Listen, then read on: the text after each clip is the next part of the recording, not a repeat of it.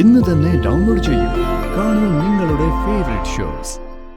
ഞങ്ങള് ജഡ്ജിയുടെ വീട്ടിലേക്ക് വന്നോണ്ടിരിക്കുക. അതെ, സൂക്ഷിക്കണം. ആ മധുവിന്റെ ആൾക്കാർ എല്ലായിടത്തും ഉണ്ട്.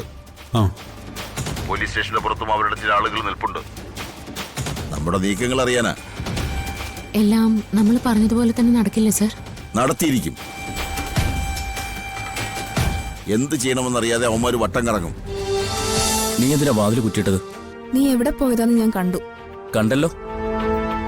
ഞാൻ മുറിയുടെ പുറത്താണെന്ന് അറിഞ്ഞിട്ടും പിന്നെയും കുറ്റിയിടേണ്ട കാര്യമുണ്ടായിരുന്നോ?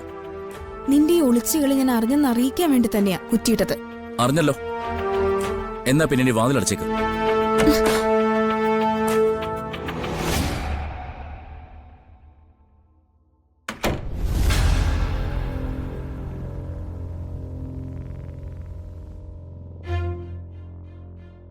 ഇത്രയൊക്കെ ഞാൻ പറഞ്ഞിട്ടും ധനുഷിനൊന്നും മനസ്സിലായില്ലേ? എന്തിനാ വെറുതെ വീണ്ടും വീണ്ടും ആവശ്യമില്ലാത്ത പ്രശ്നത്തിൽ പോയി ചാടുന്നേ? നിന്നോട് പറയാനുള്ളത് ഞാൻ നേരത്തെ പറഞ്ഞു കഴിഞ്ഞു. മര്യാദ കിടന്ന് ഉറങ്ങാൻ നോക്ക്.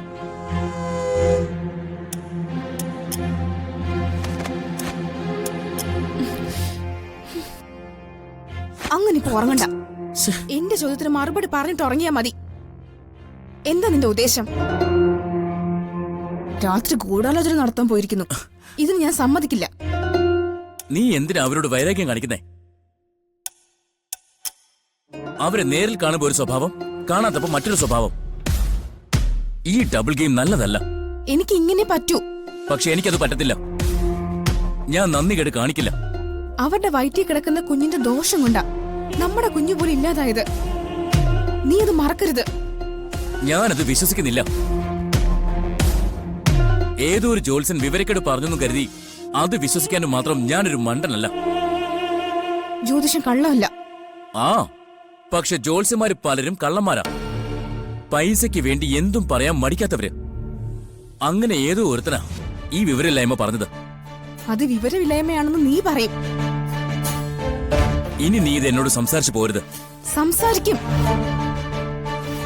നിന്നെ കൂടെ കൊലയ്ക്ക് കൊടുക്കാൻ ഞാൻ അവരെ സമ്മതിക്കില്ല. എനിക്ക് നീ മാത്രമേ ഉള്ളൂ. ചാവാൻ വിധിയുണ്ടെങ്കിൽ ചാവും. അത് നീയാണെങ്കിലും ഞാനാണെങ്കിലും. നിന്നോട് സംസാരിക്കാൻ എനിക്ക് താല്പര്യമില്ല.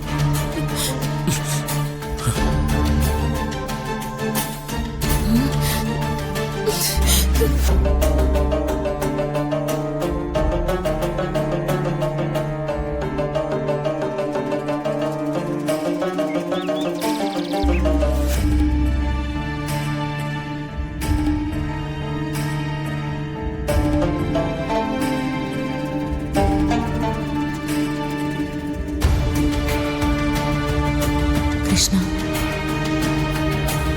എല്ലാം നിന്നെ മുന്നിൽ കണ്ടുകൊണ്ട് പ്ലാൻ ചെയ്തിരിക്കുന്നത്.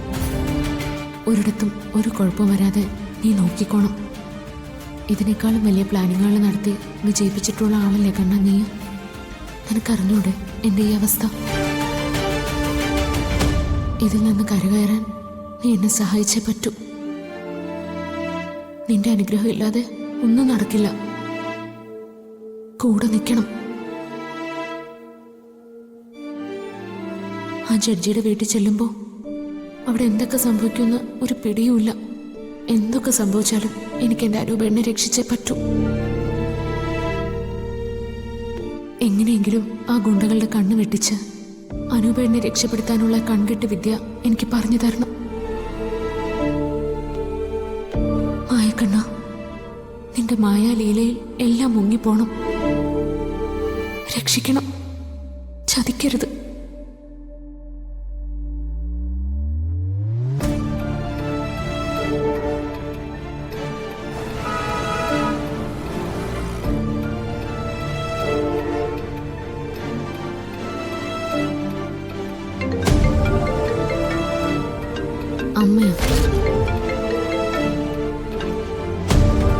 അമ്മ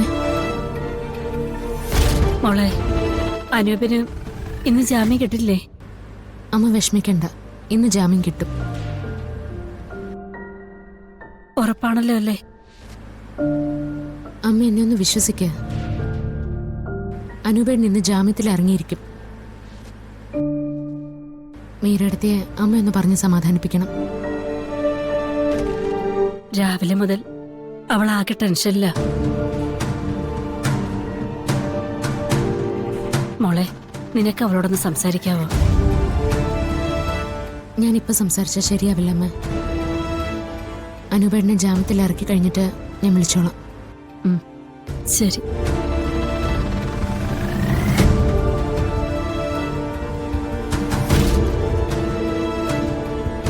എല്ലാം നമ്മൾ പ്ലാൻ ചെയ്ത പോലെ തന്നെ നടന്നാൽ മതിയായിരുന്നു. നടക്കൂടോ, താൻ ധൈര്യമായിട്ടിരിക്കേ.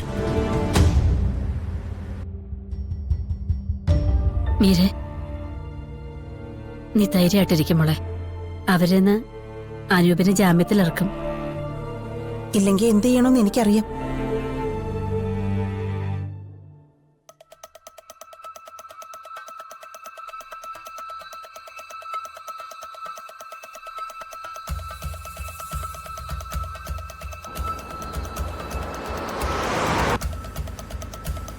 ധനുഷ് ഇതുവരെ വിളിച്ചില്ലല്ലോ.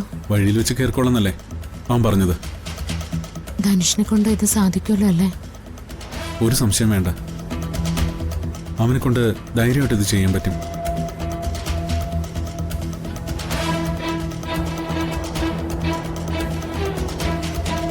ധനുഷ് നിൽക്കുന്നു. ആ,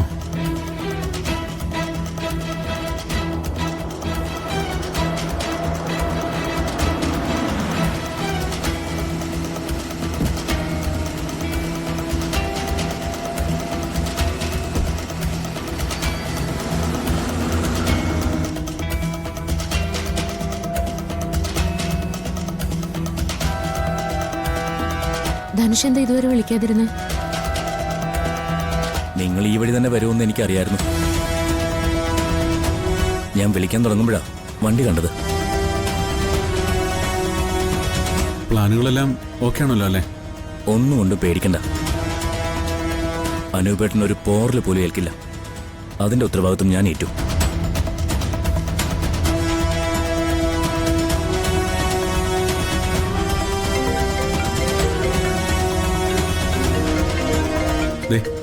CI സാർ വിളിക്കുന്നു. ലൗഡ് സ്പീക്കർ ഇട. ഹലോ സാറേ, ഞങ്ങള് ജഡ്ജിയുടെ വീട്ടിലേക്ക് വന്നുകൊണ്ടിരിക്കുക. അതെ, സൂക്ഷിക്കണം. ആ മധുവിന്റെ ആൾക്കാർ എല്ലായിടത്തും ഉണ്ട്. ആ, പോലീസ് സ്റ്റേഷന്റെ പുറത്തും അവരുടെ ചില ആളുകൾ നിൽപ്പുണ്ട്. നമ്മുടെ നീക്കങ്ങൾ അറിയാനാ. എല്ലാം നമ്മൾ പറഞ്ഞതുപോലെ തന്നെ നടക്കില്ലേ സർ? നടത്തിയിരിക്കും.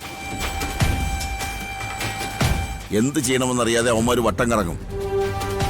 ഞങ്ങൾ ഇവിടെ നിന്ന് ഇറങ്ങാൻ തുടങ്ങിയ ഞങ്ങൾ അവിടെ എത്തുമ്പോ നിങ്ങൾ അവിടെ ഉണ്ടായിരിക്കണം. ഞങ്ങൾ ഉടനെ തന്നെ അവിടെ എത്തും.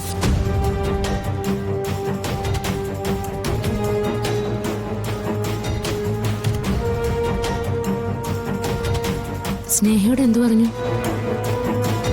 2 ദിവസത്തേക്ക് ഒരു ടൂറിന് പോകുന്ന കാര്യം ഞാൻ നേരത്തെ പറഞ്ഞിരുന്നു. അങ്ങനെ പറഞ്ഞ് രക്ഷപ്പെട്ടു. മറ്റൊരു വഴിയില്ലാഞ്ഞിട്ടാ. ഇല്ലെങ്കിൽ ഒരു കാരണവശാലും ധനുഷിനെ ഞങ്ങൾ ബുദ്ധിമുട്ടിക്കില്ലായിരുന്നു. ഈ പദ്ധതിയിൽ നിന്ന് നിങ്ങൾ എന്നെ ഒഴിവാക്കിയിരുന്നെങ്കിൽ അതെനിക്ക് സങ്കടമായേനെ.